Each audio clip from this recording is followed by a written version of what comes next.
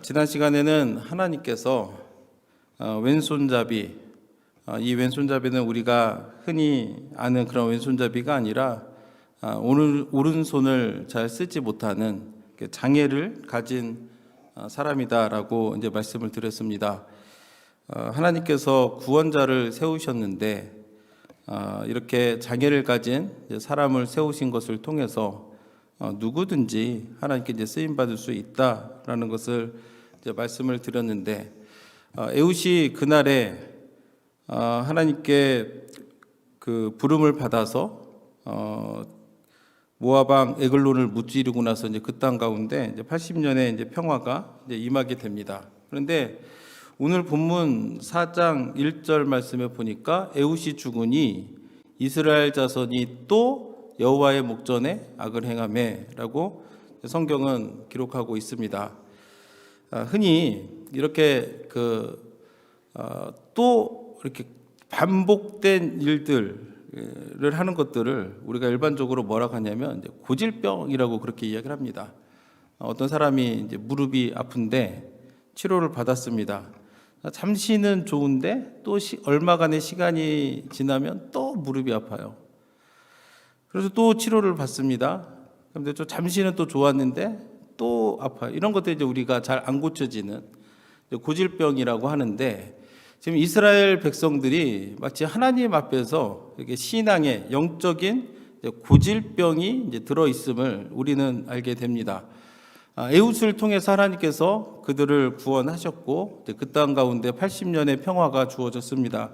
그러면 앞으로 더 열심히 하나님이 우리에게 원하시는 게 뭘까 생각하면서 또 하나님께서 우리에게 주신 말씀 붙들고 은혜 붙들고 이렇게 살아가야 되는데, 또 여호와의 목전에 이제 악을 행했다라고 그렇게 이야기를 합니다.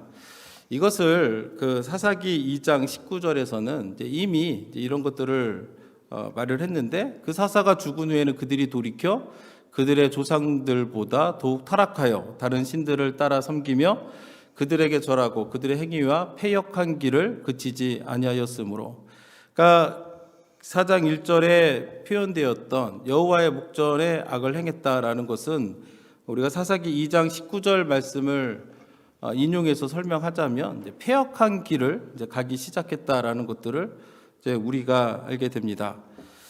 그럼 우리는 왜 이스라엘 백성들은 이렇게 그 영적인 고질병에 걸려서 이렇게 패역한 길을 따라 살까, 이제 그런 생각을 하게 되는데, 우리가 이것을 통해 가지고 진짜 중요한 원리를 하나 깨닫게 됩니다. 그것은 뭐냐면, 이스라엘 자손으로 태어났다고 해서 자동적으로 하나님이 원하시는 그 모습대로 살 수가 없다라는 거죠.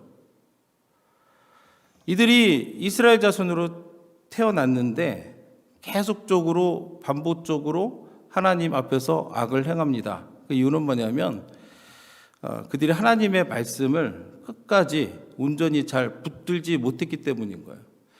그들이 비록 이스라엘 자손으로 태어났지만 하나님의 말씀이 그들 삶 가운데서 없어지니까 그들이 반복적으로 고질병처럼 하나님 앞에서 이제 악을 행하게 된다라는 것들을 우리가 깨닫게 됩니다. 그러면 하나님은 왜 이렇게 내버려 두실까? 그들이 조금 이렇게 엇갈린 길로 갈 때마다 바로 하나님이 개입하셔가지고 그들이 패역한 길로 가지 못하게끔 미리 하나님께서 인도하시면 참 좋을 텐데, 왜 하나님께서는 이렇게 그들이 완전 패역한 길로 가게끔 내버려 두실까 생각을 해보면, 그 이유가 뭐냐면 하나님께서 가르쳐 주기 위한 거죠.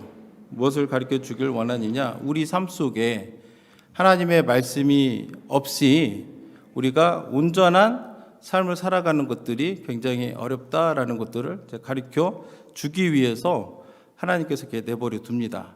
그래서 이들이 패역한 길로 가게 되면 어떻게 가느냐?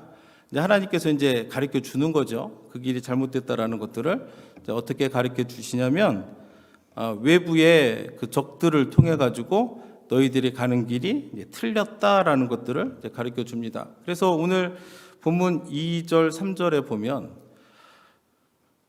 2절, 3절에 보면 여호와께서 하솔에서 통치하는 가나안 왕 야빈의 손에 그들을 파셨으니 그의 군대 장관은 하롯의 탁고임에 거주하는 시스라요. 야빈 왕은 철병거 900대가 있어 20년 동안 이스라엘 자손을 심히 학대했으므로 이스라엘 자손이 여호와께 부르짖었더라. 이번에 하나님께서 이스라엘 백성들이 여호와의 목전에 또 악을 행하시니까 이번에는 하나님께서 누구를 들어서 이 백성들에게 가르치시는가 하면 하솔에서 통치하는 가나안 왕 야빈의 손에 그들을 넘겼다라고 그렇게 이야기를 합니다. 여호수아 11장 10절, 11절, 12절에 보면 여호수아가 가나안 정복 전쟁을 할 때에 이미 그 하솔 왕 야빈을 무찔렀다라는 것들을 우리는 알게 됩니다. 10절에 보니까 하솔은 본래 그 모든 나라의 머리였더니, 그러니까 아마도 가나안은 국가가 아니죠. 지역의 이름입니다. 그 고대에는 이렇게 도시국가의 형태를 띠고 있었기 때문에 가나안에는 굉장히 왕들이 많았습니다. 그런데 하솔은 본래 그 모든 나라의 머리였더니, 그러니까 그 많은 왕들이 있고 그 도시들이 있었지만 그 중에서도 가장 강력한 힘을 가진 곳이 어디 있는가 보면 이제 하솔이었음을 우리는 추측할 수가 있는데, 그때 여호수아가 돌아와서 하솔을 취하고 그 왕을 칼날로 쳐 죽이고 그 가운데 모든 사람을 칼날로 쳐서 진멸하여 호흡이 있는 자는 하나도 남기지 아니하였고 또 하솔을 불로 살랐고 여호수아가 그 왕들의 모든 성읍과 그 모든 왕을 붙잡아 칼날로 쳐서 진멸하여 바쳤으니 여호와의 종 모세가 명령한 것과 같이 하였으되라고 이제 기록되어 있습니다. 분명히 가나안 정복 전쟁 때 여호수아가 하솔 왕 야빈을 이미 다 쳐 죽였는데 오늘 사사기에 보니까 또 가나안 왕이 등장을 합니다. 그럼 이게 뭘까? 이제 헷갈릴 수가 있는데, 우리가 이제 이것을 정확히 이해하기 위해서 알아야 될 것은 뭐냐면, 야빈은 사람 이름이 아니고 그 통치자의 그 직분을 의미한다고 생각을 하시면 됩니다.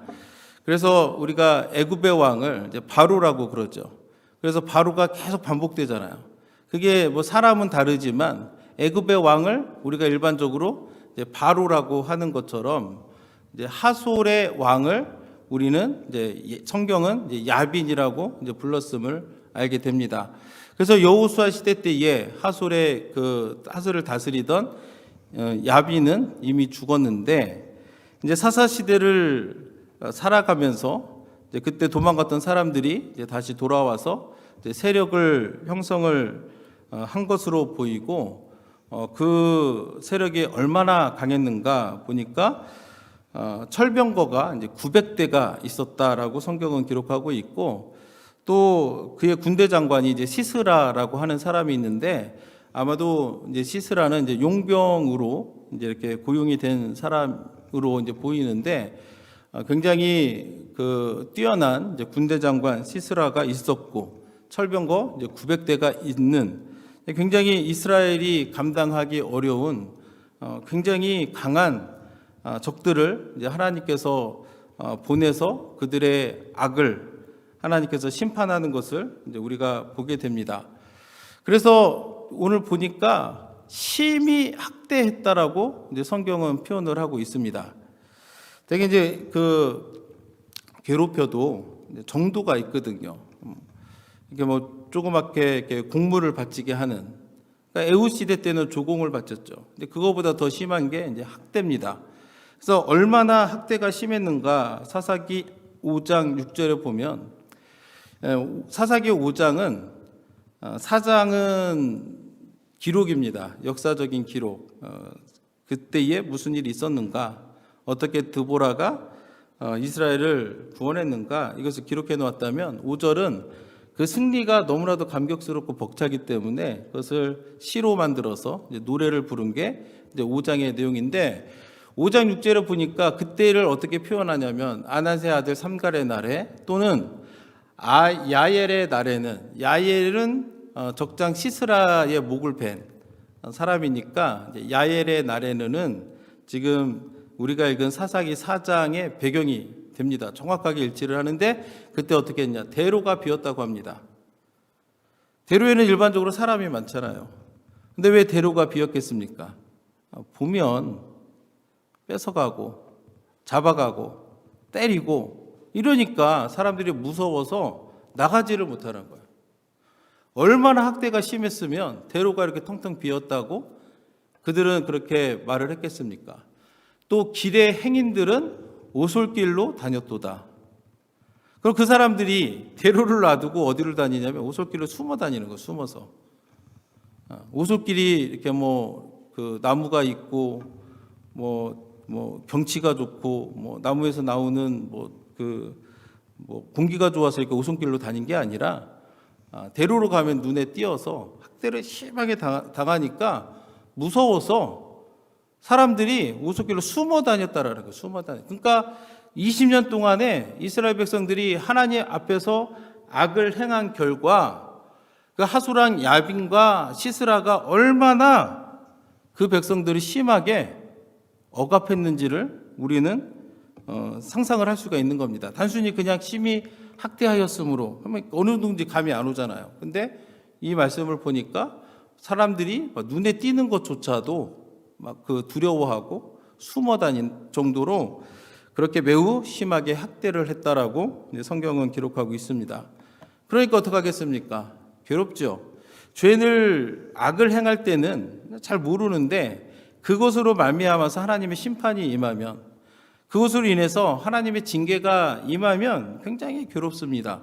그러다 보니까 3절 하반절에 보니까 이스라엘 자손이 여호와께 부르짖었더라. 그들이 죄를 깨달아서 부르짖은 게 아니에요. 학대가 심해서 몸이 괴로우니까 부르짖은 거예요. 그런데 하나님은 참 좋으신 하나님이다라는 생각을 하게 됩니다. 부르짖기만 해도 그들이 잘못을 온전히 깨닫지 못했는데도 불구하고 괴로워서 부르짖기만 해도 하나님은 어떻게 하시냐면 구원자를 보내어 그 백성들을 돌보시는 모습을 보게 됩니다. 그래서 4절, 5절 말씀에 보면 그때에 랍비도세 아내 여선지자 드보라가 이스라엘의 사사가 되었는데 그는 에브란 산지 라마와 베델 사이 드보라의 종려나무 아래에 거주하였고 이스라엘 자손은 그에게 나아가 재판을 받더라.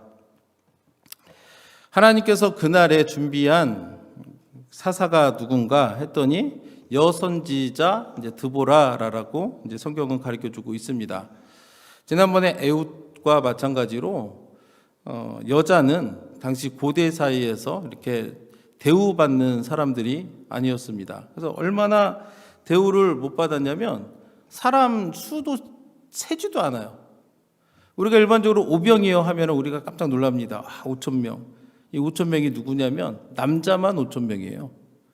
그러니까 고대에서 이렇게 포로로 잡혀가고 막 그 카운트가 나오잖아요. 그럼 우리가 그 정확한 수를 헤아리기 위해서는 이게 남자 그 성인만 이수구나라는 것들을 항상 생각을 해야 됩니다. 그러면 이제 아내나 아이들을 이제 생각하면 몇 명이나 될까? 그렇게 해야 정확한 수가 나오는데 그 고대에 그렇게 인정받지 못했던 여자 선지자를 하나님께서 사사로 세우셨다라는 것들을 보면 지난번 에훗을 통해서 우리가 배웠던 교훈과 마찬가지로 누구든지 하나님 손에 붙들리면 귀하게 쓰임받을 수 있다라는 것들을 우리가 기억을 해야 됩니다. 그래서 이 자리에 있는 여러분들도 항상 꿈을 가졌으면 좋겠습니다. 나도 하나님께 쓰임받을 수 있다. 우리가 우리 스스로를 돌아볼 때에 참 이렇게 부족한 게 많죠. 저도 보면은 제 자신을 돌아볼 때에 참 부족한 게 많아요. 그리고 다른 사람들과 나를 비교를 해보면 나보다 남이 더 이렇게 가진 재능이나 탤런트가 더 많은 것 같은 그런 생각을 하게 되는데 여러분들도 그런 생각을 하면서 나는 잘 못할 것 같아. 누가 이렇게 같이 사역을 하자고 하면 전 못해요. 이렇게 말하고 행동했을 수도 있는데 우리가 말씀을 통해서 우리가 정말 배우는 것은 뭐냐면 누구든지 하나님께 쓰임 받을 수 있다라는 거예요. 왜요? 어떻게 해요? 내게 능력 주시는 분이 누구예요? 하나님이시기 때문에 누구든지 내가 주를 위해서 일하겠다고 하는 그 마음만 있으면, 그리고 하나님이 내게 은혜를 부어 주시기만 하면 누구든지 교회에 쓰임 받을 수 있다라는 것들을 여러분들이 기억을 하셔야 됩니다. 그 시대에 정말 드보라가 이스라엘의 사사가 되었다. 이것은 정말 그 오늘날 있는 어떤 여인이 유리천정을 깼다, 이것과는 비교도 안 될 정도로 굉장히 어마어마한 일이라는 것을 이제 보게 됩니다. 근데 그런 그 드보라가 무슨 일을 했는가? 에브라임 산지와 산지 라마와 베델 사이 드보라의 종려나무 아래에 거주하였고 이스라엘 자손은 그에게 나아가 재판을 받더라. 우리가 그 보고 있는 성경을 이제 사사기라고 합니다. 사사의 뜻이 뭘까요? 사사는 이제 원래가 선비사자가 들어가잖아요. 그러니까 이렇게 재판하는 사람을 이제 사사라고 합니다. 그래서 영어 성경에서도 그 사사기를 저지스라고 이제 하지 않습니까? 저지가 뭐죠? 재판하는 사람이잖아요. 공동 번역 성경이라고 이제 한국에 이제 그 카톨릭하고 개신교하고 같이 성경을 번역한 게 있는데, 거기에서는 사사기를 어떻게 번역을 해놨냐면 판관기라고 합니다. 판관기. 그러니까 원래 사사의 역할은 뭐냐면 이렇게 재판하는 거예요. 재판. 평상시에는 사람들을 모아놓고 이렇게 재판을 하는 겁니다. 그런데 이제 전쟁이 나면 뭐를 하냐면 이제 전쟁을 하죠. 백성들을 이끌고 전쟁을 합니다. 그런데 사사기에 기록된 대부분의 사사들은 주로 뭐를 했느냐? 전쟁을 한 거죠. 그 얘기는 뭐냐면 평화의 시기가 아니었다는 거죠. 항상 위기의 시기였고 이민족들로 인해서 억압받았던, 고통받았던 시기다 보니까 우리가 알고 있는 사사들은 다 전쟁을 한 사람들입니다. 여러분들이 잘 아는 사사 기드온 전쟁을 했죠.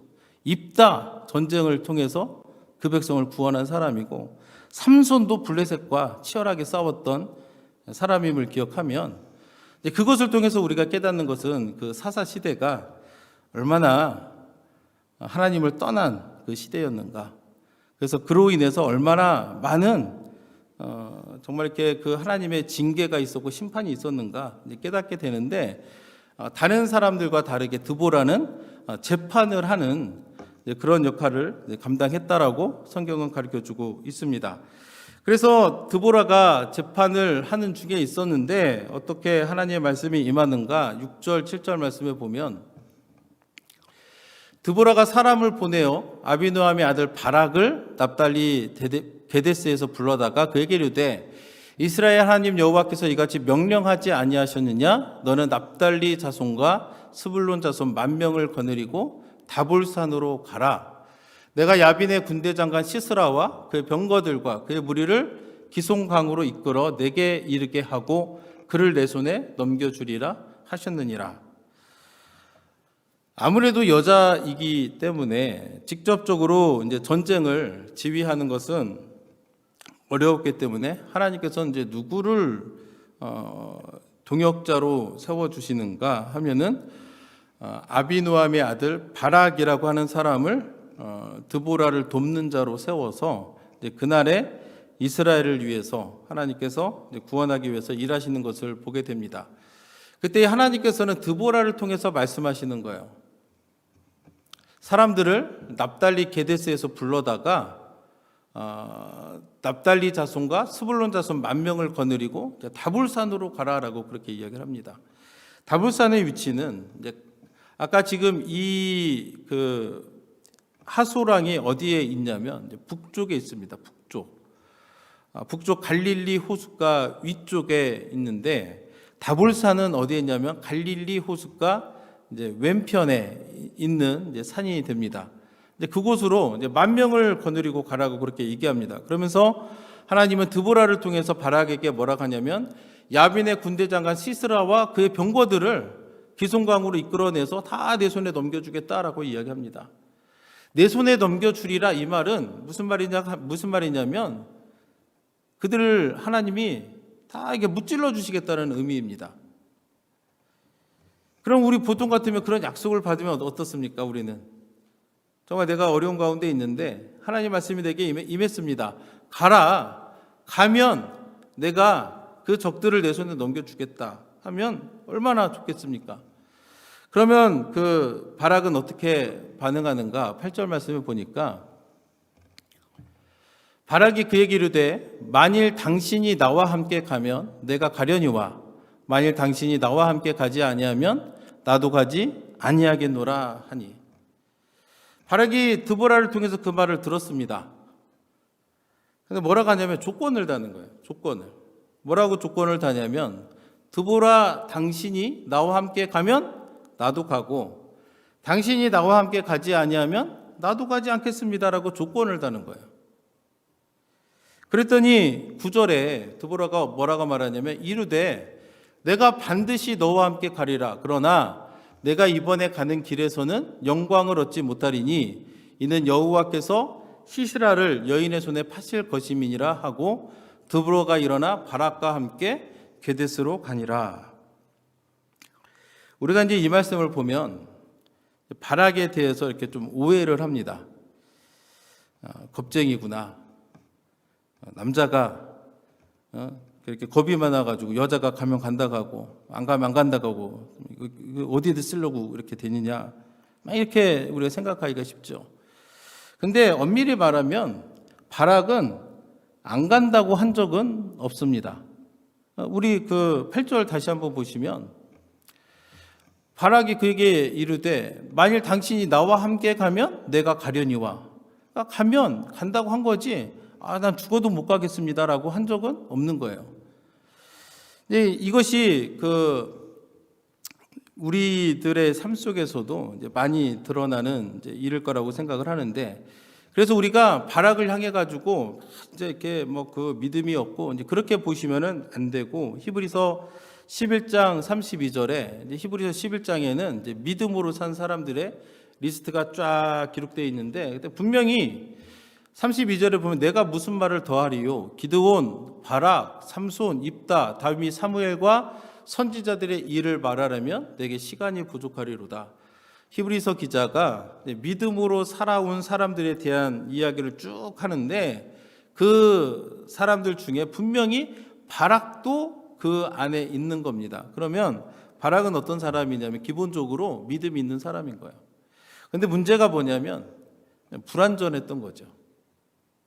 하나님이 주신 말씀을 100% 신뢰했으면 내가 가겠습니다라고 말을 할 텐데 걱정이 된 거죠.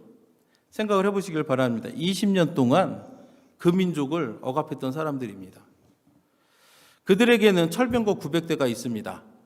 이스라엘은 변변히 맞서 싸울 무기가 전혀 없는데 철병거 900대가 있고, 아까 우리가 사사기 5장 6절에서 봤듯이 이스라엘 백성들은 이미 그 사람들 생각만 하면 이미 막 가슴이 막 이렇게 떨리고 막 두렵고 그래가지고 그들과 감히 맞서서 뭘 할 그런 도전이나 그런 아무것도 못하는 거예요. 대로가 비었고 사람들은 오솔길로 피해서 숨어 다니는 그러한 마음으로 20여 년을 살아왔는데 어느 날 갑자기 내가 나가겠다라고 하는 것이 참 쉽지가 않은 일이겠죠. 그런데 이제 바락이 그로 인해서 이제 뭐를 그 실수를 하게 되냐면 하나님이 말씀하시면 그 말씀에 충분히 믿음을 가지고 나아갔으면 참 좋았을 텐데 그러지를 못한 겁니다. 그러다 보니까 전쟁에 나가면 가장 큰 영광이 뭐예요? 적장을 무찌르는 것이 특히 고대에는 이제 최고의 그 영광인데 그것을 다른 여인의 손에 넘겨주는 겁니다.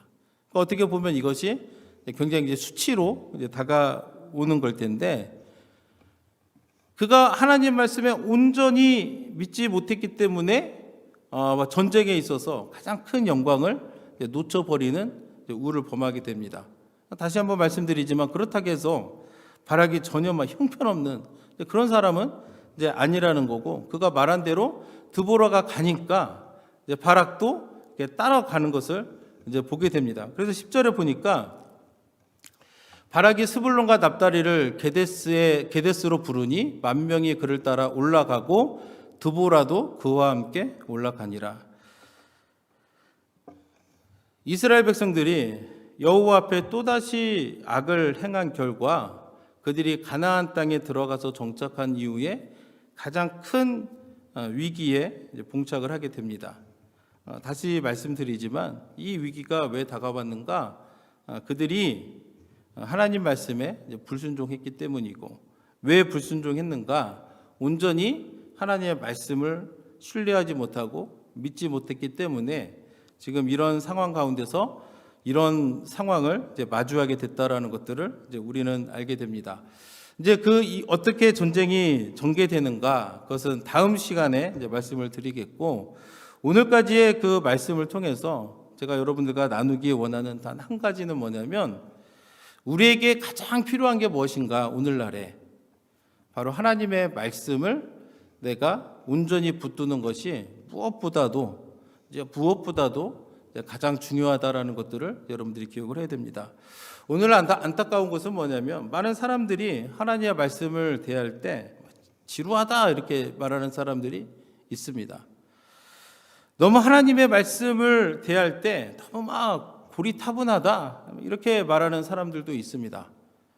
특히나 오늘날에는 굉장히 중요한 그 이슈 중에 하나가 이제 동성애 문제도 있고요, 낙태 문제도 있고요, 이혼하는 문제들, 이런 것들이 많은데, 우리가 성경적인 그 원리를 가지고 그것에 대해서 대답을 하다 보면은 당연히 우리는 동성애를 반대할 수밖에 없고 낙태를 찬성할 수가 없고요, 우리는 혼전 순결을 지지할 수밖에 없고 이혼을 장려할 수가 없습니다. 그러면 사람들은 뭐라고 하냐면 편협하다, 아주 무자비하다, 어찌 그렇게 사랑이 없냐, 이렇게 이제 우리를 공격을 합니다. 그럼에도 불구하고 우리가 잊지 말아야 될 것은 뭐냐면, 하나님의 말씀의 그 절대성을 우리가 붙들고 우리가 그 믿음을 가지고 살아가야 되는 거예요. 오늘날에 이런 식으로 인해서 이렇게 복음을 변형시키고 왜곡을 시키려고 하는 수많은 시도들이 있습니다. 미디어를 통해서도 얘기하고, 어떤 사람들은 창조가 거짓말이다 이렇게 얘기하는 사람들도 있고, 정말 너무나도 많은 복음을 왜곡시키고 하나님의 말씀의 그 완전성, 절대성을 훼손시키려고 하는 많은 그런 시도들이 있는데, 우리가 기억해야 될 것은 뭐냐면, 하나님의 말씀은 완전하신 하나님의 말씀임을 내가 먼저 믿어야 되고, 그렇기 때문에 그 말씀을 내가 받았을 때에는 그 말씀대로 살고자 애쓰고 노력해 나아가야 우리가 하나님 앞에서 좀 더 온전한 믿음의 삶을 살아갈 수 있음을 우리가 기억을 해야 됩니다. 이 세상에 우리를 유혹하는 것들이 많이 있습니다. 그런 것들로부터 우리를 지키려면 무엇을 해야 되느냐? 하나님의 말씀을 우리가 바로 알아서 우리가 우리 자신을 지켜야 됩니다. 이것을 위해서 우리가 뭐 해야 되냐면 배워야 돼요. 하나님의 말씀을 우리가 읽고 배워야 됩니다. 어떤 사람들은 너무 바빠서 못 배우겠대요. 삶이 뭐가 그리 바쁜지 말씀 같이 우리 배우자고 하면 저 너무 바빠요. 아니라는 거예요. 우선순위의 문제예요. 대부분 너무 바빠요 하는 사람들 뭐 하는가 보면은 안 해도 되는 것들 다 하고 있어요. 그 시간에. 여러분들에 있어서 삶의 우선순위는 뭡니까?